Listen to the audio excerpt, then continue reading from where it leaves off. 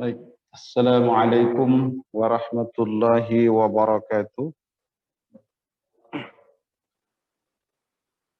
Allahumma bika asbahna wa bika amsayna wa bika nahya wa bika namut wa ilaikan nusyur. Asbahna wa asbahal mulku lillah. Asbahna wa ala fitratil Islam wa ala kalimatil ikhlas wa ala dini nabiyyina Muhammadin sallallahu alaihi wasallam.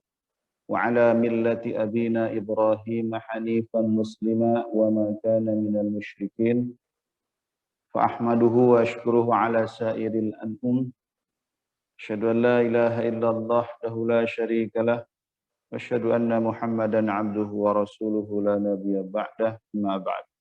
Bapak, saudara-saudaraku seiman, jamaah jihad, kajian hari Ahad yang dimulia banggakan Allah Subhanahu wa taala. Di suasana yang sejuk ini, mari kita berikhtiar, menggenapkan ikhtiar dan selalu berikhtiar. Memandu diri kita dengan panduan Allah, tetap memelihara, menjaga kehidupan berjamaah untuk memelihara iman kita. Yang kedua, kita berupaya, berusaha, dan terus berupaya dan berusaha untuk mencari serpihan-serpihan ilmu di tengah lautan ilmu yang Allah bentangkan di tengah-tengah kita. Karena perlu selalu diingatkan bagi kita, untuk saya dan untuk kita semua, sebagaimana termaktub di dalam ajaran Islam yang tersebar baik di dalam Al-Quran maupun di hadis-hadis Rasulullah SAW, bahwa sesungguhnya umat Islam itu tidak hancur karena peperangan, karena pertempuran, karena serbuan atau kekuatan musuh. Tetapi yang menghancurkan umat Islam adalah fitnah. Sekali lagi fitnah. Di dalam satu doanya Rasulullah SAW, sebuah hadis hasan sahih, atau ada juga hadis di riwayat lain, ini termasuk doa yang didawamkan oleh Nabi Daud alaihissalam. Ada sebuah doa, ya Allah, jika engkau in aradna fitnatan ala qaumin, jika seandainya dengan iradahmu, dengan takdirmu, engkau hendak menurunkan fitnah ya di tengah-tengah kaum, fatawaffani ghairu maftun. Sampai segitunya, Pak. Fatawaffani, ini doa, Pak. Boleh nanti satu saat kita hafalkan doa ini. Fatawaffani ghairu maftun. Maka wafatkan aku dalam keadaan tidak terkena fitnah. Maka di hadis yang juga pernah saya sampaikan, saat fitnah itu datang begitu bertubi-tubi, serbuan dari berbagai penjuru, dari berbagai arah mata angin, datang kepada umat Islam, maka harta yang harus diselamatkan bukan duit, bukan simpanan, bukan deposito, bukan rumah mewah. Tapi harta yang paling berharga adalah iman. Maka iman ini harus diselamatkan. Di mana iman diselamatkan? Di mana di situ disebut nama Allah dan di situ ada zikrullah. Di situ, Pak ya. Jadi bukan kita menyelamatkan sekedar pindah rumah ke tengah gunung atau ke tengah hutan sendirian di sono. Tidak akan merubah apapun, ya, sebab bisa jadi baru nyampe di sana stres akan menyelamatkan iman gitu, ya. Biasa nanya manusia itu sunatullahnya bergaul, manusia itu bergaul, sekarang kagak bergaul. Bahkan dalam Islam itu muslim yang bergaul dengan muslim yang ulen itu kagak gaul, itu lebih baik, Pak, meskipun dia harus bergaul dengan mereka yang menyebar fitnah, dengan mereka yang mungkin musyrik atau mungkin kafir. Jadi Masya Allah. Jadi tetap menyelamatkan iman itu bukan karena tempat, tapi karena upaya kita. Kata Rasulullah SAW, salah satunya adalah pertama, tetap bermujalasah atau menjaga kehidupan berjamaah, bukan berkelompok, ya. Beda. Saya tidak sering menyebut ada kelompok ini, bukan, berjamaah. Ya, berjamaah itu mentautkan hati, bukan bukan mempertautkan hati, bukan mempertautkan persamaan pada ibadah atau aspek-aspek furu'iyah yang sempit. Semisal, oh jamaah saya jamaah usoli, jamaah saya jamaah non usoli, jamaah saya jamaah kunut, jamaah saya jamaah non kunut. Bukan itu. Oh saya salafi, saya wahabi, saya wa ansori, dan seterusnya gitu. Akhirnya bikin aliran sendiri-sendiri. Salafi, wahabi, usmani, ismaili, terus datang ke masjid, bukan lagi kehidupan berjamaah, tetapi kehidupan kelompok itu yang harus dikikis. Itu yang harus dihilangkan. Akhirnya bikin ini sendiri-sendiri, bikin pos-pos. Sop pertama, Nahdiyin. Sop kedua, Salafi. Sop ketiga, wow, rame masjid kalau begitu, Pak. Bukan itu. Jadi kehidupan berjamaah itu mempertautkan hati yang diikat oleh Allah Subhanahu wa taala dalam surat Al-Hujurat, innamal mu'minuna ikhwah. Innama itu dalam bahasa Arab, kalau inna diikuti dengan ma, innama, itu tidak lagi hanya bermakna sesungguhnya, tetapi hanya saja. Jadi dibatasi. Kita nggak punya ikatan lain. Ikatan ini, ikatan enggak. Ikatan cinta, ikatan sayang, ikatan enggak. Ikatanmu ikhwah. Sederhana. Kata Allah ini, bukan kata siapa-siapa. Ternyata diksi ikhwah. Ini dalam bahasa Arab itu kan jamak dari akhun. Akhun itu ada dua. Ada ikhwan, ada ikhwah. Apa bedanya? Kalau ikhwan itu persaudaraan biasa. Saya nggak ada hubungan darah dengan Bapak, kita ikhwan. Mereka di Palestina, ikhwan. Mereka di Amerika, ikhwan. Maka disebut Al-Ikhwanul Muslimun, gerakan yang didirikan oleh Hasan Al-Banna dan kawan-kawan. Tapi ikhwah, itu hubungan kedekatannya lahir batin. Seperti hubungan saudara. Ikhwah. Kalau saya punya adik saya banyak. 3, 4, ikhwah. Karena apa? Hubungannya saudara. Nah, kenapa Allah pilihkan ikhwah padahal kita tidak saudara? Nah, itulah apa? Ini diksi yang di bold, kalau bisa di bold atau underline itu oleh Allah Subhanahu wa taala, ikhwah. Kita ini karena ikatan iman bahkan lebih bersaudara ketimbang saudara kandung sendiri yang tidak seiman. Begitu, Pak ya? Jadi maka dalam kita lihat dalam sirah nabawiyah, dalam peperangan misalkan, mohon maaf kalau saya singgung itu, seorang anak bahkan dia karena imannya itu, karena berseberangan iman dengan ayahandanya atau keluarganya memerangi Islam, dia nggak jadi masalah. Kemudian dia terbunuh bahkan oleh sahabatnya sendiri. Karena saudara kandung saya setelah beriman, itu bukan lagi mereka yang hubungan saudara, tetapi hubungannya hubungan iman. Kalau dengan orang-orang yang memenangi Islam, ya sudah selesai. Kan gitu Pak ya, selesai urusan. Nah, itu barangkali. Jadi ini yang digarisbawahi oleh Allah Subhanahu wa taala. Terus yang kedua, bukan hanya menjaga kehidupan berjamaah, ya berjamaah, ngumpul, sekedar ngumpul, kemudian nggak nambah-nambah ilmunya juga percuma. Maka Rasulullah SAW salah satunya apa? Tetap menjaga upaya, nah saya nyebutnya upaya, ikhtiar dan usaha, upaya, usaha dan ikhtiar, istilah baru, usaha, upaya dan ikhtiar untuk thalabul ilmi, itu aja, bukan menuntut ilmu Pak ya, ilmu tidak bersalah Pak, jangan dipidanakan ya, tapi tetap menuntun kita belajar. Sampai kapan? Ini ada pertanyaan sederhana, lugu, naif dari seorang anak ketika saya bilang saya masih minat pengen sekolah lagi. Ngapain lagi sekolah sih Pak? Ngapain lagi? Bahkan kawan-kawan, ngapain lagi Maka manggil saya A. Inisial nama saya. Ngapain lagi sekolah?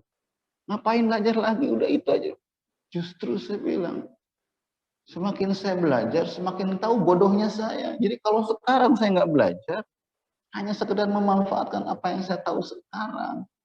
Saya semakin bodoh, bukan semakin bodoh, semakin bodohnya adalah saya semakin merasa tidak bodoh. Gitu kan? Karena semakin merasa tidak bodoh, akhirnya akan melahirkan sifat-sifat syaitan, sombong. Lihat perbedaan, ujung-ujung lambung dadanya. Membusung dadanya, bukan busung lapar ya.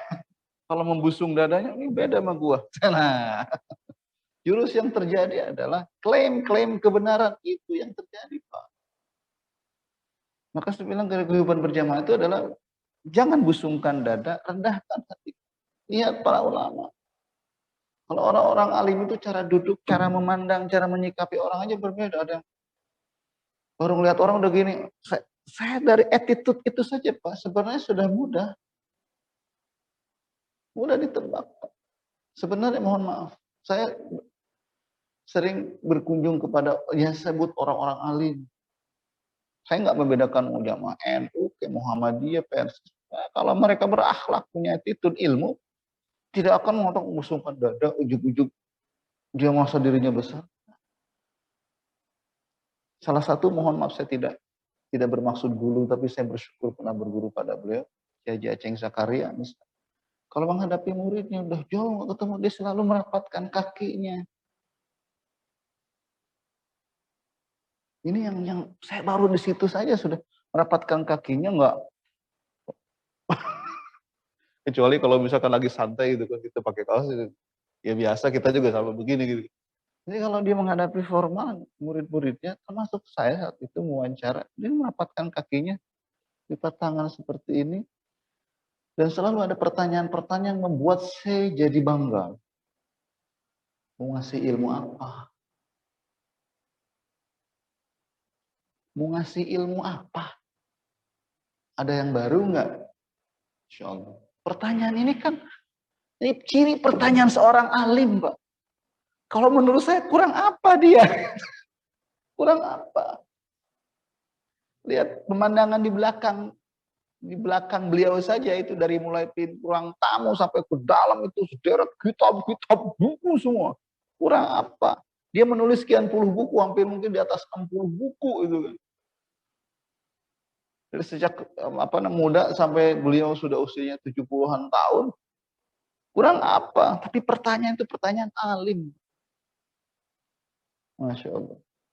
Saya udah dari situ saja sebenarnya sudah. Maka saya terkagum misalnya pada seorang Allahu Yarham, Buya, kakak iparnya Buya Hamka, yang mengubah Hamka menjadi Hamka yang kita kenal itu. Kurang lebih begitu, Pak. Ayahnya kan seorang kiai, ulama besar di Sumatera. Tawalib itu apa sih kurangnya Tawalib? Sebelum Muhammadiyah NU ada sudah mengawali pergerakan sebenarnya. Lulusan Timur Tengah, ayahandanya Dr. Haji Rasul, Abdul Karim, Amrullah namanya. Ya, Abdul Karim Amrullah itu ayahnya Profesor Dr. Hamka. Hamka itu, Ham itu Haji Abdul Malik bin Karim Amrullah, yang dikenal dulu sebagai Haji Rasul. Buya, Masya Allah, A.R. Sultan Mansur, ya, A.R. Sultan Mansur, Pak ya, itu muridnya, dinikahkan dengan kakaknya Hamka, ya, pergi ke Jawa, Pak, merantau. Itu ketika ketemu Kiai Haji Ahmad Dahlan, yang disorot, Pak, yang dilihat lagi-lagi attitude keilmuannya. Kenapa? Karena orang alim itu nggak mungkin songong. Dari tingkah lakunya lain, dari tutur katanya lain. Diikutin, Pak. Pengen percaya pada Ahmad Dhani, enak kok. Kalau ngomong enak nih orang. Berpikir bergerakannya luar biasa. Diikutin, Pak. Sampai diintip-intip sama A.R. Sultan Mansur itu. Jadi rupanya dia punya dasar. Orang alim, kalau benar dari cara berpikirnya, pergerakan dan lain sebagainya, lihat kepribadian. Sampai mindik-mindik, Pak, istilahnya malam, tengah malam dia bangun. Lihat, Ahmad Dahlan bangun. Karena ada juga ngomong, kesiangan mulu kerjaannya gitu. Sholat buru-buru kadang-kadang, wah, ceramah di masjid hebat banget, menentangkan teori segala macam. Kadang-kadang sholat kesiangan pakai dalil. Ada juga begitu Pak, saya pernah ada seorang, kan Allah bentangkan waktu banyak. Nah, saya bilang, jadi ngomong itu saja saya nggak usah pakai dalil, Pak. Alim padahal. Jadi saya udah ini tuh udah nolak jadinya. Kenapa? Dari situ. Dilihat ternyata bangun malamnya, bersikap pada orang, membuat Kiai Haji Air Sultan Mansur itu takzim kepada Kiai Haji Ahmad Dahlan. Maka Ahmad Dahlan tuh segan pada Air Sultan Mansur tuh karena keluhuran ilmunya. Ternyata orang ini bukan juga diajak ngomong bukan hanya sembarang, hanya dia ikut dengan Kiai Haji Ahmad Dahlan. Sampai satu ini saya dengar salah satu muktamar yang terjadi, ini lagi muktamar, Air Sultan Mansur bukan peserta muktamar, Pak. Penggembira pun nggak ikut. Ini lagi muktamar, ini muktamirin udah mengerucut pada orang-orang tertentu, nggak buntu Pak mutusin siapa ketua umum PP Muhammadiyah. Nggak ada yang mau semua. Sampai mereka teringat satu yang sering disebut-sebut oleh Kiai Haji Ahmad Dahlan. Ada orang dari Sumatera. Namanya Buya Air Sultan Mansur.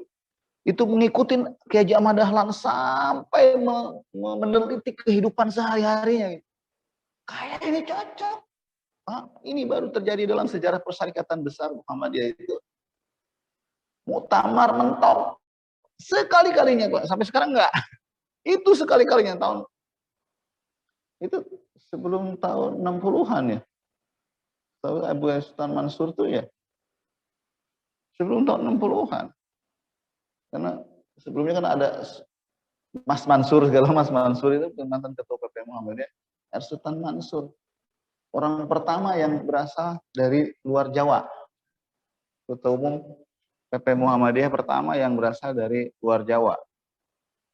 Bukan dari lingkar keraton Yogyakarta ya. Karena dari awal itu semua, ya memang terah keraton Yogyakarta semua Pak. Kiai Ahmad Dahlan, Kiai Ibrahim, Kiai Hashim, ya kan. Terus orang Jawa Timurnya Mas Mansur, ya, Bagus Hadikusumo, itu lingkar Jawa di Jawa dan beberapa keraton lah gitu. Keraton Yogyakarta masih kerabat Kiai Ahmad Dahlan juga. Jadi Buya Air Sultan Mansur ini yang pertama dijemput Pak ke Pekalongan karena saat itu tinggal di Pekalongan. Dijemput. Tunda dulu. Kita jemput orang itu. Dijemput, dihadirkan. Dia juga kaget. Jadi peserta muktamar enggak, penggembira pun enggak itu kan karena merasa dia hanya seorang pimpinan cabang gitu kan. Tapi kesalehan yang disebut-sebut oleh Kiai Haji Ahmad Dahlan itu mengantarkan peserta muktamar maksa. Pak. Ini buntu, semua buntu nggak mau. Kita sepakat mengangkat saudara menjadi ketua umum Hop Bestur Muhammadiyah. Itu dalam sejarah, Pak. Ini kepribadian seorang alim begitu, Pak. Jadi kita selalu menjaga tolabul ilmi karena ternyata ya kita saja yang awam, mereka saja yang alim tetap menjaga itu, apalagi kita yang awam. Saya kira begitu Pak ya. Karena ternyata kalau saya bilang istilah UI tadi usaha upaya dan ikhtiar itu ternyata emang dari hadis Pak. Karena kita tujuannya kan kita belajar bukan jadi pinter. Kamu belajar supaya pinter. Itu kan nasihat-nasihat instan Pak ya. Betul nggak? Kamu belajar supaya pinter, banyak yang pinter keblinger. Kamu belajar supaya lebih dekat dengan Allah. Pernah ada kata-kata itu, Pak? Innama yakhsyallaha, kan itu. Innama yakhsyallaha min ibadihil ulama.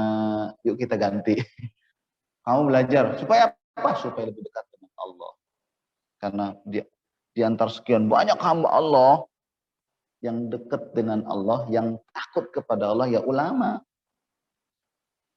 Maka kata Rasulullah SAW, bukan jadi pinternya. Karena di sahabat Nabi ini Pak, nah ya, di tengah-tengah sahabat Nabi, ternyata ada sahabat Nabi juga nggak hafal Al-Fatihah. Ada Pak yang nggak hafal Al-Fatihah? Begitu kan, kalau belajar dekat dengan Rasul, dekat dengan sahabat lain yang rata-rata jenis ada sahabat Nabi sama manusiawi, nggak hafal Al-Fatihah, Pak. Kita masih apa yang nggak hafal Al-Fatihah di sini? Kalau sates pasti hafal. Jangankan kita, tetangga kita yang non Muslim aja, akew-akew di pasar itu hafal Al-Fatihah setiap hari. Betul Pak ya? Ya, betul ya. Hafal Al-Fatihah. Teman saya itu Hendrik yang meninggal, belum lama meninggal, Hendrik Buddha, Pak. Itu surat-surat Al-Quran hafal. Karena apa? Teman gaulnya Muslim semua. Ini kalau dia ngadain acara nih sama teman-teman, saya dipanggil, lu ceramah Sor, lu ceramah. Gue pengen denger lu ceramah. Nah, non Muslim Pak, non Muslim. Dia selalu, pokoknya gue mau ada acara, pokoknya sore gue udah bicara, ya sampai ngomong di grup, sore gue udah ngomong ya. Pengen denger dia ngomong. Apal Pak. Cuman sayangnya memang gimana, kita nggak bisa menyesali. Sebagaimana juga Ibrahim tidak bisa menyesali ayahnya makan, yang tidak juga tunduk pada agama Allah gitu kan. Ini sekedar sahabat itu kan, nggak ada hubungan darah. Sampai akhir hayatnya kemarin kecelakaan di Lampung, belum juga mengucapkan syahadat. Padahal, Masya Allah, kalau saya lihat ke situnya sih Pak ya, kalau disebut solehnya Muhammad sama soleh, kali yang baik, ngomongnya lemah lembut. Dia kaya raya itu, kayak orangnya kaya itu kan. Karyawannya semua Muslim Pak. Nggak ada karyawannya yang non Muslim Pak. Dia selalu kalau minta karyawan itu ke kita, ada nggak tetangga lu yang Muslim? Disiapin tempat sholat segala macam. Ih Pak, sebenarnya kalau syahadat saja, Masya Allah. Cuman kita itu tadi, karena hidayah, sekali lagi Pak, ujung-ujungnya, hidayah itu bukan kemauan kita. Itu ya Pak ya. Kalau mau memilih, Nabi Muhammad memilih request pada Allah, kira-kira siapa yang duluan masuk dapat hidayah Pak? Pamannya kan. Kurang apa dari pamannya gitu kan? Jadi bodyguard, iya. Walinya, iya. Menuntun ilmu dagang, iya. Mentor dagangnya, iya. Jaganya, bahkan lebih dari anak kandungnya sendiri. Gitu. Kurang apa? Ya. Maka kata Allah, innaka la tahdi man ahbabta. Woi, di bold itu. Engkau nggak bisa ngasih petunjuk pada orang-orang yang kau sukai, kau cintai. Walakinnallaha yahdi man yasha. Itu urusannya dengan masyiatullah. Baik, itu satu. Dua, di rangkaian ayat 30 sampai dengan nggak bisa ditayangkan. Untungnya saya ada backup ini kitab Saripati, beberapa Saripati dari beberapa kitab tafsir. Satu rangkaian di ayat 30 dan seterusnya sampai ayat 39. Selain berbicara tentang penciptaan Adam, yang harus digarisbawahi adalah konsepsi ilmu, Pak ya. Itu dari ayat 30 sampai ayat 39 kurang lebih 8 kali Allah menyebut kata ilmu. Dengan berbagai derivasinya tentunya. Bukan ilmu dapat, bukan. In kuntum inni a'lamu ma la ta'lamun itu 2. Wa 'allama itu 2, 3. Seterusnya itu kan. 8 kali, Pak. Berarti sebenarnya kalau menjadi khalifah, enggak apa-apa saya bilang khalifah di sini ya. Kalau kita ingin mendirikan khilafah, wah bahaya nih. Sentimen terlalu berlebihan pada orang-orang yang dilakukan oleh orang yang bodoh ideologi khilafah. Islam nggak ada ideologi khilafah. Cuman ya itu sentimental itu kan dilakukan oleh orang-orang orientalis, Pak. Sayangnya orang-orang pemikiran orientalis itu sekarang itu, Pak, jadi penasehat pemikiran kaum liberal. Yang sekarang di tangan-tangan pemerintah kita saat ini sangat disayangkan. Sehingga tuduhan teroris, radikal, ekstrim dan lain sebagainya itu gampang sekali keluar. Jadi kalau kita ngeritik nih Pak, apalagi kalau saya misalkan di masjid begitu, wah ini radikal. Padahal itu iklan-iklan radikal bebas biasa disebutkan nggak masalah Pak ya. Radikal bebas. Nggak pernah ditangkap itu ikan. Gampang sekali dengan tudingan-tudingan itu. Mereka sangat. Jadi dalilnya kita silang pendapat dan pemikiran, boleh berpendapat, tapi beda pendapat ditangkap sekarang apa? Apalagi beda pendapatan itu ya. Buzzer-buzzer itu kan gitu, buzzer-buzzer rupiah kan gitu. Kalau belum dapat duit itu ngamuk Pak. Ngamuknya apa? Wah udah kelihatan asli. Orang yang menggalang dana Palestina, biasa juga nyinyir pada Palestina dan umat Islam, giliran ada yang peduli ke Palestina, dinyinyirin juga. Pentol korek, Kokun tadi, saya sebut saja namanya. Ade Armando, Desi ya kan, Desi siapa Desi? Denny Siregar ya kan, ya Denny Siregar dan Abu Jendes siapa Abu Janda dan kawan-kawan termasuk siapa yang Tanjung-Tanjung itu. Ya itu memang buzzer-buzzer bayaran semua, ngabalin dan seterusnya, buzzer-buzzer bayaran semua karena itu. Makanya sekarang negara defisit terus, Indonesia berutang banyak itu salah satunya ya yang bikin itu yang bayar miliaran rupiah untuk bayar-bayar tukang hoak begitu, tukang fitnah begitu. Kan telak Hussein Syihab siapa? Yang jelas-jelas Syiah Pak ya. Kader PSI itu Syiah. Oh, orang di channel saya bukan channel-channel NU saja habis di roasting kalau bahasa lawak itu habis Pak dibahas itu Papih Aldo segala macam. Wah, ngaku Syiah. Utak-matik dana Palestina. Ditanya di TV One, Anda nyumbang nggak? Kan dipermalukan akhirnya. Ya kalau yang nyumbang Pak, Bapak nyumbang ke masjid, suka nanya, minta dong pertanggung jawab. Boleh, boleh.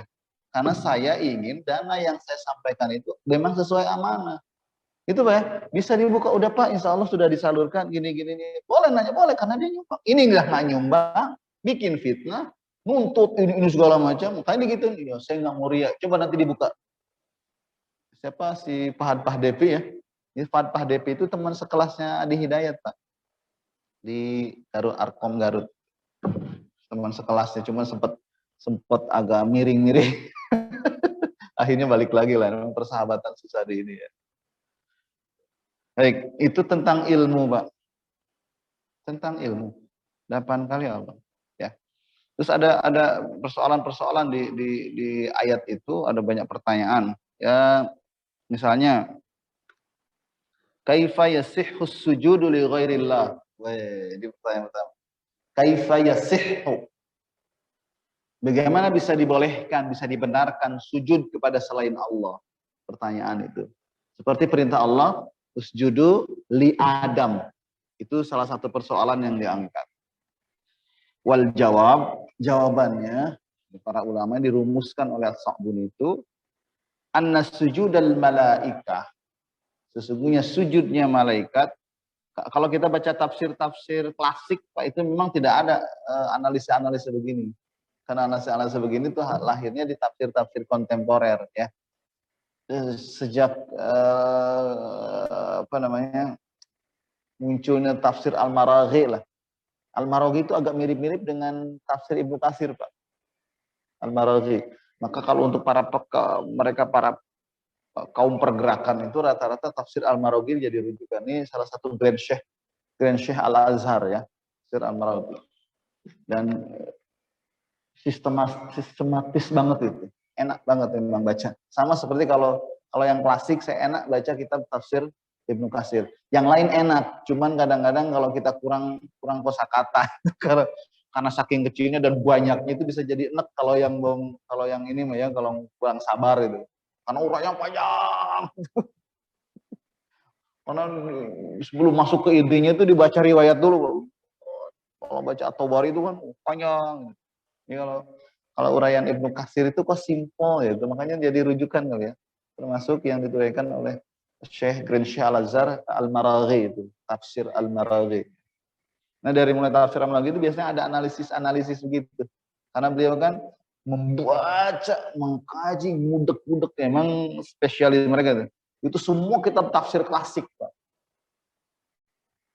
Semua tafsir rujukan itu baca semua. Bisa jadi mereka juga hafal ya. Bisa jadi gitu Pak ya. Karena tradisi menghafal tulisan itu sudah biasa, Pak. Sudah biasa. Nah, wal jawab anna sujudal malaikati kana littahiyyah. Sujudnya malaikat itu adalah untuk tahiyat. Tahiyat itu apa? Penghormatan. Ada salat tahiyatul masjid, itu menghormati masjid. Jangan apa tahiyatul masjid dong. Allah, salah. Bukan masuk masjid. Tahiyatul masjid salat. Ini tahiyatul masjid dulu. Wah, tahiyat kan. Salat, Pong. Salat. Tahiyatul masjid bukan hormat. Ya, hormat senjata. Wasujudu karena sujud takzim wa takrim. Jadi ini tahiyya dan itu adalah sujud takzim wa takrim. Takzim itu penghormatan, takrim penghormatan. Takzim itu pengagungan, lainnya penghormatan, bukan ngagung-ngagungin enggak. Ini orang ini punya kedudukan, dihormati. La sujuda salatin, bukan sujud salat. Wa ibadah, bukan sujud salat dan ibadah. Qala Az-Zamakhsyari as-sujudu lillahi ta'ala ala sabilil ibadah. Sujud kepada Allah itu tujuannya ibadah. Wa li ghairihi ala wajhi takrima, dan kepada yang lainnya dengan tujuan menghormati. Kama sajadatil malaikatu li Adam, kata Zamakhsyari. Sebagaimana sujudnya malaikat kepada Adam, wa Yaqub wa abna'uhu li Yusuf. Nabi Yakub dan anak-anaknya sujud juga kepada Yusuf. Karena nggak tahu kalau itu anaknya. Kalau itu saudaranya. Takrim. Bukan sujud ibadah. Ya. Kemudian yang kedua, hal kana, ini pertanyaannya. Hal kana iblis minal malaikah? Nah, ini kita baca jawaban ilmiahnya, Pak ya. Apakah iblis itu adalah malaikat? Ternyata Pak, di tengah-tengah para mufassir juga terbelah pendapat. Al-jawab ikhtalafal mufassirun. Para mufassir berselisih pendapat, bersilang pendapat. Bukan kalau disebut berselisihnya saja nggak enak ya. Kayak orang berantem gitu. Bersilang, beda ya. Beda. Kalau disebut ikhtalafal ulama itu bukan jotos-jotosan, Pak. Bukan bikin hoax di media di sosmed, enggak. Benar-benar atas analisis mereka. Sama sepertinya sering kita salah menganalisis perbedaan pendapatnya para sahabat, terutama sejak zaman Utsman lah. Apalagi telah terbunuhnya Utsman, dipilihnya Ali, munculnya Muawiyah, seolah-olah ada permusuhan antara Muawiyah dengan Ali. Di situ Pak, perang Ibil, perang Jamal, perang Siffin, seolah di situ, wah, diuduk-uduk sahabat, wah, akhlaknya gini, wah. Padahal para ulama hadis merumuskan as-sahabah kulluha adul. Sahabat semuanya baik.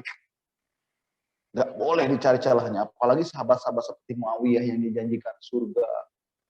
Orang menggambarkan Muawiyah jahat banget kan. Itu sahabat Nabi. Orang Syiah senang banget Pak itu. Atau menggambarkan Aisyah yang berkelompok dengan Aisyah. Orang Syiah itu senang banget. Aisyah itu lebih digambarkan lebih jelek daripada pelacur. Itu di Syiah. Nah, saya pernah nanya. Ada orang Syiah dihadirkan di tengah-tengah guru saya bilang, silakan Bapak puji Abu Bakar. Nggak berani, Pak. Puji Abu Bakar, Utsman, dan Aisyah. Kalau Anda bukan Syiah, mana yang ngantur gitu. Saya bilang, nggak berani mereka. Nanti gambarnya seperti itu. Karena perang Jamal itu kan Aisyah dianggap berkomplot dengan Muawiyah. Kan? Padahal kesepakatan mereka apa? Nggak terjadi pertumpahan darah. Ini karena perbedaan pendapat saja, Pak. Mereka sering menghargai loh. Muawiyah menghargai Ali, Ali menghargai Muawiyah. Nah, di awal itu mereka tidak begitu terkena Ali, mereka langsung berhusnuzon dulu, Pak. Nggak mungkin Ali begini. Maka ketika Ali wafat, syahid, dibunuh. Ini yang tidak, potret ini yang tidak digali. Kan ada riwayat, kalau sejarawan yang objektif, itu digali, Pak. Muawiyah itu nangis, Pak. Sesenggukan, sudah meninggal, bahrul ulu, lautan ilmu. Nangis. Kenapa? Tahu fadilah Ali, keutamaan Ali di antara sahabat-sahabat yang lain. Mana? Untuk perang Jamal itu kan ada yang membunuh sahabat. Itu diprovokasi oleh seorang. Nah ini yang kita nggak gali. Abdullah bin Sabah. Itu yang melahirkan Syiah, Khawarij. Di situ provokasi dia. Orang Yahud. Karena kedengkian mereka terusir Pak dari Madinah. Itu kadernya. Ini kalau misalkan Yahud got talent. Yahud got talent. Ada istilah Yahud got talent. Yahudi mencari talent yang bisa mewakili pemikiran, kehendak, kedengkian, kebencian mereka. Adanya pada Abdullah bin Sabah. Kalau orang Aus dan Khazraj di Madinah saat itu lahirkan siapa Pak? Abdullah bin Ubay sama Abdullah bin Ubay bin Salul. Itu biang keroknya orang-orang munafik kan. Kenapa? Karena tadinya orang-orang Madinah itu, coba kita cari orang yang kira-kira deket-deket yang bisa jadi pemersatu. Adanya kelihatannya kepribadiannya ada pada Abdullah bin Ubay bin Salul. Mau ditahdiskan sebagai pemimpin, sebagai raja lah. Udah disiapin mahkotanya segala macam. Ada sebagian orang Aus dan Khazraj datang ke Mekah mendengar kabar, ketemu Nabi Muhammad, langsung lulu baiat. Diundang Nabi Muhammad hijrah ke Yasrib. Ternyata gegap gempitannya luar. Sebelum itu Nabi Muhammad mengutus Mus'ab bin Umair, ternyata disambut luar biasa di Madinah. Preman Aus dan Khazraj itu bisa ditundukkan oleh Mus'ab bin Umair. Diplomasinya luar biasa. Tombak, pedang segala macam siap mengayun, yang siap dilemparkan, tiba-tiba lulu di hadapan Mus'ab bin Umair. Datang Nabi Muhammad, tala al-badru alaina. Wah, itu udah kalau sebut badru. Masya Allah. Itu sambutan luar biasa. Bulan purnama sudah datang di tengah-tengah kita. Dari lembah bukit Al-Wada. Di Madinah itu ada, kalau orang nganter itu Pak, nganter orang pergi ada sebut bukit Wada. Di situ baru say goodbye, dadah. Sebut Wada itu dadah. Perpisahan itu. Min saniyatil wada. Wajib syukru alaina. Ma da'a lillahi da. Syukur kita harus tetap dilanggengkan selama masih ada yang mengajak kepada Allah Subhanahu. Pupus harapan Abdullah bin Sabah, Abdullah bin Ubay bin Salul ini. Dia pura-pura masuk Islam tapi di tengah-tengah yang ngudek-ngudek, Pak. Itu dia. Jadi duri dalam daging orang Yahudi iya, orang munafik iya. Nah, maka di tengah-tengah kita itu, Pak. Jangan heran, bukan menyalahin, selalu ada yang begitu. Justru yang paling susah itu yang duri dalam daging itu, Pak. Kalau orang Sunda itu kalau makan apa Pak? Ikan peda ya. Ikan peda tahu. Ikan peda itu durinya kalau udah masuk ke kulit, ya orang kayak istilah kalau saya tahu filosofi makannya orang Sunda itu salah satu cucuk peda. Pira kadar cucuk peda seketik hanya sekedar cucuk duri peda itu ikan peda, tapi itu jadi penderitaannya lama.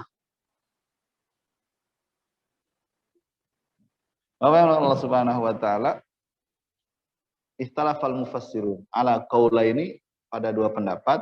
Zahaba ba'duhum, sebagian mereka berpendapat ila annahu minal malaikah bidalilil istisna. Iya, iblis itu malaikat. Dalilnya apa? Itu fasajadu illa iblis. Mereka sujud kecuali iblis. Ini pakai analoginya begitu. Ini siswa, semua duduk kecuali Anto. Oh, berarti Anto itu siswa, gitu maksudnya Pak. Kalau logika itu. Wa qala akharun, para mufassir yang lain berkata al istisna umun qati. Istisna beda-beda, ada banyak Pak. Istisna itu ada istisna. Ini istisna munqati itu istisna yang terputus. Wa iblis minal jin wa laisa minal malaika. Maka kalau di bahasa Arab nih, di situ tulisannya Bapak lihat. Wasajadu illa, kalau tertulis iblisu, maka iblis itu malaikat. Tapi Bapak tengok. Pernah lihat nggak? Coba lihat Bapak. Ditulisnya iblisu apa iblisa? Iblisa. Itu disebut istisna munqati. Kalau istisna bahwa yang mustasna, waduh pakai bahasa Arab. Kayaknya perlu belajar bahasa Arab lagi. Itu sama dengan kalimat sebelumnya, maka itu pasti bagian dari yang sebelumnya. Tapi kalau enggak, itu bukan. Ya, maka iblis ini dianggap sebagai bukan dari malaikat. Bahkan ini pendapat Qatadah dipilih oleh Hasan Asy'ari dan Hasan Al-Basri mengatakan lam yakun iblisu minal malaikati tarfata'in. Sepicing mata pun iblis itu bukan malaikat. Wah, kencang pendapat. Wa nahnu nurajjihul qaul tsani. Kami menguatkan pendapat yang kedua lil adillah, dalil-dalilnya Pak. Nah, ini ilmiah. Ini alasannya ilmiah. Al-ati yang pertama, al malaikatu khuliqat min nurin wa iblis khuliqa min narin fa tabi'atuhuma mukhtalifah. Itu satu. Maaf, al malaikatu munazzahuna anil maksiyah, itu satu ya. Malaikat itu sifatnya terlepas, terbebas, munazzahun, bersih dari maksiat. Itu yang pertama. Dalam Al-Qur'an surat At-Tahrim ayat 6, dalilnya. La ya'sunallaha ma amarahum. Malaikat itu punya karakter tidak maksiat, tidak durhaka ya pada apa yang diperintahkan Allah kepada mereka. Itu satu. Surat At-Tahrim. Wa iblis qad asa rabbah. Iblis sudah durhaka pada Tuhan. Enggak mungkin. Kedua, al malaikatu khuliqat min nurin wa iblis khuliqat min narin. Fa tabi'atuhuma mukhtalifah. Malaikat tercipta dari nur, cahaya, sementara iblis tercipta dari nar. Nur nar emang deket Pak. Nur nar. Api ada cahayanya juga kan. Kalau api nyala itu kan, tapi sifat api membakar, sifat nur itu sifatnya ini kan. Sifat nur itu memberikan cahaya, menyinari, menenteramkan, lepas dari kegelapan. Itu nur. Ya. Tabiatnya berbeda. Ketiga, al malaikatu la dzurriyyata lahum wa iblis lahu dzurriyyah. Nah, ini yang ketiga dalilnya. Malaikat itu nggak punya keturunan. Kawinnya di mana? Siapa KUA-nya di mana? Nggak ada. Malaikat itu tidak punya keturunan. La dzurriyyata. Wa iblis lahum ya, lahu dzurriyyah. Iblis itu punya keturunan, dalilnya ya di surat Al-Kahfi ayat 50. Surat Al-Kahf ayat 50, afatattakhidunahu wa dzurriyyatahu awliya'a min duni. Apakah kalian hendak menjadikan dia iblis wa dzurriyyatahu dan keturunannya auliya sebagai penolong-penolong, wali-wali, teman dekat min duni selain aku. Begitu pertanyaan Allah. Surat Al-Kahfi ayat ke-50. Yang keempat, an-nassus sharihul wadih fi suratil Kahf ala annahu minal jin. Nah, di surat Al-Kahf ayat 50 juga dijelaskan empat alasan ilmiahnya. Allah mengatakan illa iblis kana minal jinni. Nah ini dari yang kana minal jinni fa fasaqa an amri rabbih. Surat Al-Kahf surat ke-18 ayat 50. Dia itu iblis adalah makhluk berbentuk jin. Kana minal jin, kelompok jin, ya. Nggak tahu divisi jin yang mana gitu. Nggak tahu dari, kalau di bahasa biologi apa sih Pak? Ada genus, divisio. Ya? Masih ingat dulu belajar biologi Pak? Klan atau apa gitu. Ini klan jin lah. Salah satu klan jin. Kana minal jinni fafasako. Bahasanya nih Pak. Fafasako an amri rabbih. Yang fasik, durhaka terhadap perintah Tuhannya. Berarti ada jin yang enggak fafasako gitu loh Pak maksudnya Pak. Baca surat jin Pak ya. Silakan baca surat jin. Ini kalau jin yang pusuk, yang fasik itu iblis. Ya, jin yang fasik, iblis. Jadi yang sampai saat ini terus menggoda dan menggelincirkan kita dari jalan Allah, itu anak cucu keturunan dari iblis. Gitu Pak ya. Jin, anak cucu keturunan dari iblis. Yang fasik, jin yang fasik gitu ya pada Allah Subhanahu wa ta'ala. Jadi empat dalil, ya empat dalil yang kemukakan secara ilmiah tentang mematahkan argumen bahwa iblis itu bukan malaikat. Pertama tadi apa? Malaikat itu tidak pernah maksiat. Nah ini maksiat, durhaka kepada Allah Subhanahu wa taala ya. Kemudian yang kedua, malaikat tercipta dari nur, iblis dari nar, gitu kan? Tabiatnya beda. Kemudian malaikat nggak punya keturunan, iblis punya keturunan. Surat Al-Kahf ayat 50 juga. Di ayat yang sama Allah mengatakan illa iblis kana minal jinni fafasaqa an amri rabbih. Oh, Allah tegaskan juga, dia bukan malaikat. Kana minal jin, lalu dia fasik kepada Tuhannya. Nah, itu Pak beberapa argumen ilmiah memungkas lah kurang lebih ikhtitam kajian di surat Al-Baqarah ayat 30 sampai ayat 39. Selain sekali lagi yang perlu dibold oleh kita adalah penciptaan Allah Subhanahu wa taala Adam, menciptakan Adam itu bukan Adamnya, bukan manusianya, tetapi disebut pertama khalifahnya. Ya Pak ya, Allah menciptakan khalifah. Ternyata keistimewaan khalifah itu adalah dalam kegiatan intelektualnya, belajar, mengajar. Jadi kalau kita sekarang belajar, tetap mengabadikan kegiatan belajar mengajar, itulah tuntunan menjadi khalifah. Jadi khilafah adalah, khilafah itu apa Pak? Oh, presidennya tetap belajar, presidennya mau mengajar. Menterinya mau belajar, presidennya mau mengajar. Tetap para belajar, jangan bikin hoax. Jadi bagus nggak? Bagus. Maka Bapak, saudara-saudaraku, Bapak lihat berdirinya kekhilafahan sejak dipimpin oleh al-khulafa'ur rasyidun sampai lahirnya Bani Umayyah, Bani Abbasiyah, dinasti Moghul, Bani Utsmani, Turki Utsmani, nggak ada yang tidak mengangkat dan mencitra baikan ilmu pengetahuan. Pasti membangun peradaban dan selalu moncer di zamannya. Turki Utsmani sampai menjadi dulunya sebutnya apa? Superpower dunia itu kan Turki Utsmani Pak, gitu ya. Amerika belum kesebut, Inggris kagak ada, ya. Cuman digerogoti dari dalam sana sini ada gerakan, itu mulai gerakan orientalisme ya.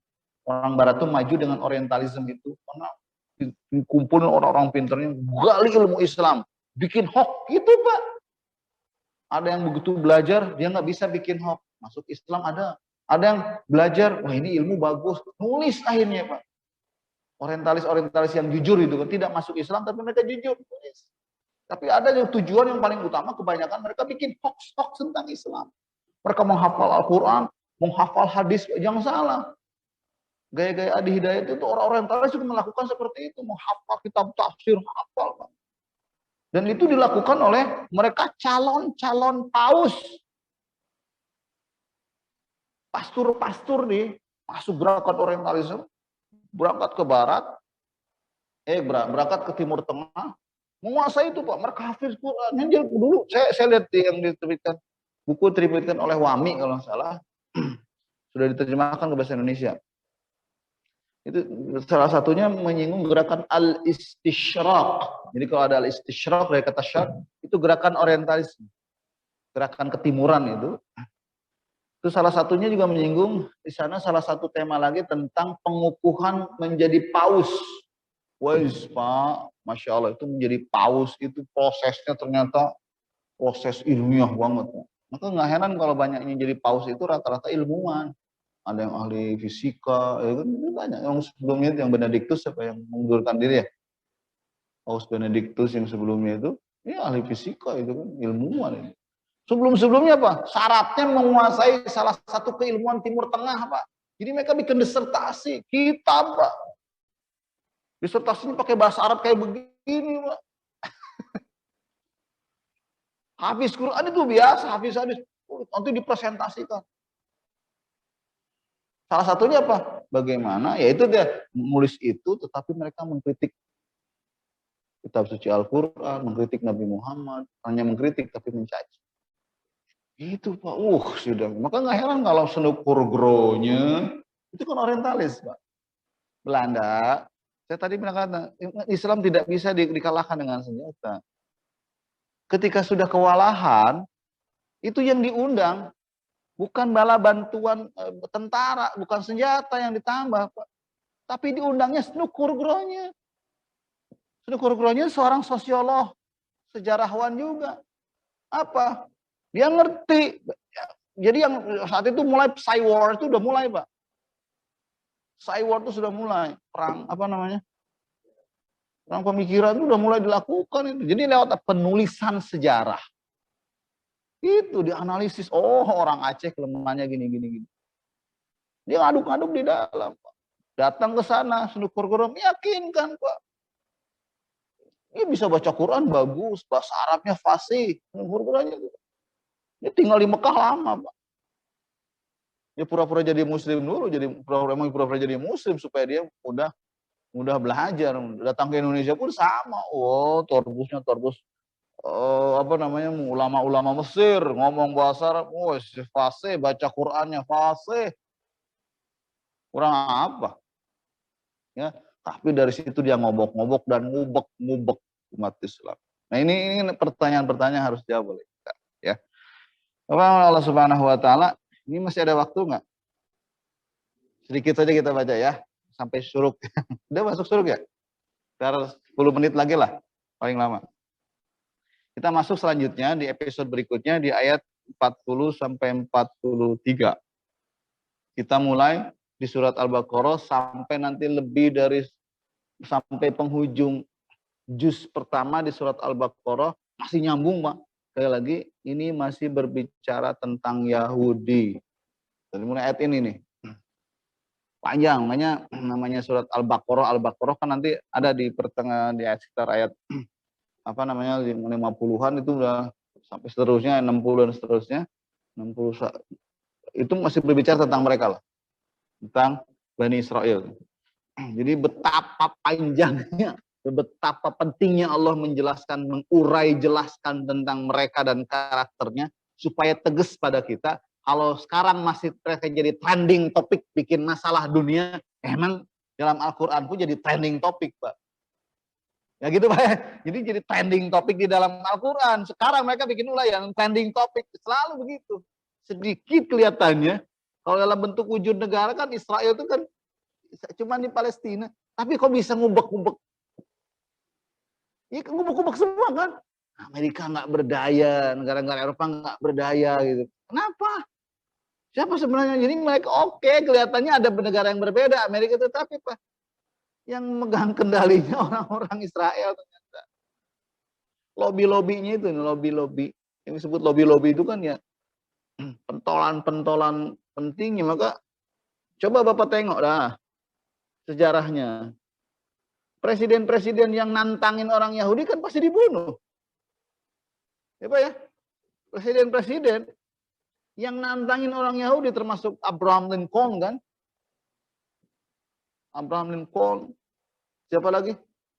John F. Kennedy dan adiknya juga dibunuh kan karena mereka benci sama gemes banget sama orang yang dibunuh gitu kan. Jadi mau Obama kayak mau Barack Obama, mau siapa lagi? Bill Clinton, George Bush dan sebagainya, apalagi yang sekarang itu ya, presiden cabul yang sekarang siapa? Yang sebelumnya? Yang sebelumnya nih, yang sekarang kan Biden ya. Hah? Trump, Donald Trump apa Trump lah. Ini masih dekat dengan, makanya nggak enak. Udah, saya setuju. Wah kan kontroversial kan. Saya setuju. Ibu kota Israel pindah ke Yerusalem. Dari Indonesia latah dikirim ke sana. Wah, berpidato atas nama apa namanya? Persamaan agama. Wah. Jadi mendalilin orang Yahudi pakai Al-Qur'an. Aduh. Kakaknya Menteri Agama kita yang sekarang. Makanya nggak heran kalau pemikiran-pemikiran mereka liberal karena ya sudah setidaknya Pak, pemikiran liberal itu kan menghantam Islam. Ya Pak ya, caranya gitu. Kalau menghantam Islam di Indonesia Pak, Bapak mau nih Pak, kalau Bapak jadi aktivis menghantam Islam, digaji gede, jadi buzzer, atau jadi menteri, atau jadi komisaris Pak. Betul Pak ya? Telkom Pak ya, sementereng itu Telkom. Komisaris.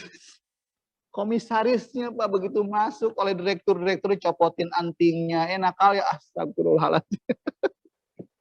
Komisaris gimana mau ngawasin direksinya. Makanya kalau sekarang BUMN kita nih bangkrut itu Pak, ya begitu. Yeni Wahid di Garuda bangkrut juga.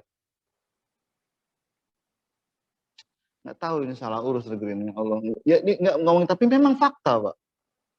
Fakta Pak. Di kereta api siapa? Said Akil Siraj. Said Akil Siraj punya buah manisnya gitu kan, menghantam umat Islam bertubi-tubi. Oh, ternyata di komisaris PT KAI. Oh, dapat juta-juta itu Pak. Ya. Nah, satu lagi nih, yang sedang ini, yang katanya nggak mudik itu akan mendapatkan Lailatul Qadar ya. Ini bukan komisaris yang dibidik, tapi dana haji yang triliunan. Ternyata sudah ada deal Pak. Mau dikelola oleh Paytrend. Saya nggak nyebut nama ya. Saya nggak nyebut nama loh ya. Ternyata ada yang dibidik. Sampai nyebut, wah, secara gulu begitu. Ya. Kita baca ayatnya dulu ya Pak ya. Kemudian jadi pengantar untuk kajian berikutnya. Nah, saya akan dampingi Pak, beberapa supaya kita lebih komprehensif ya. Saya jadi baca juga Pak Nonya, bukan hanya tafsir Ibnu Katsirnya juga, karena saya lihat pendekatan-pendekatan analitis memang ada tafsir-tafsir kontemporer, paling tidak yang Al-Maraghi dan yang tulis oleh siapa? Sokbuni misalkan. Ada analitis kontemporernya gitu kan, yang lebih mudah dicerna sebenarnya. Kita baca dulu surat Al-Baqarah ayat 40 sampai 43. Hafal lah Pak ya. Mau di luar kepala, di dalam kepala silahkan. A'udzu billahi minasy syaithanir rajim. Bismillahirrahmanirrahim. Ya bani Israil اذكروا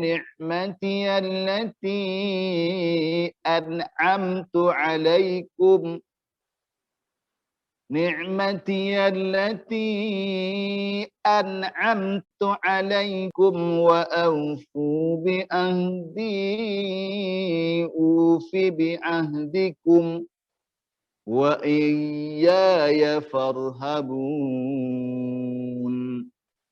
وآمنوا بما أنزلت مصدقا لما معكم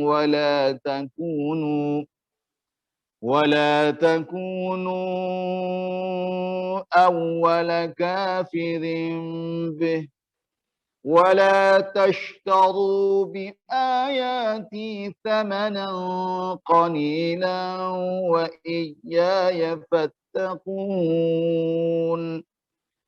ولا تلبسوا الحق بالباطل وتكتموا الحق وأنتم تعلمون وأقيموا الصلاة وآتوا الزكاة واركعوا مع الراكعين. Allahumma arhamna bil Quran. Bapak, saya kira ini penutup untuk kajian kita berikutnya. Kita fokus di ayat 40 dan seterusnya. Nanti sampai di ujung juz pertama kita masih bukan ngomongin Yahudi, tapi Allah berbicara tentang mereka dan karakter-karakter mereka. Ada apa dengan mereka? Yuk kita lanjutkan di kajian berikutnya di surat Al-Baqarah ayat 40 sampai 43 dan nanti seterusnya sampai juz pertama. Demikian. Walafu minkum. Assalamualaikum warahmatullahi wabarakatuh.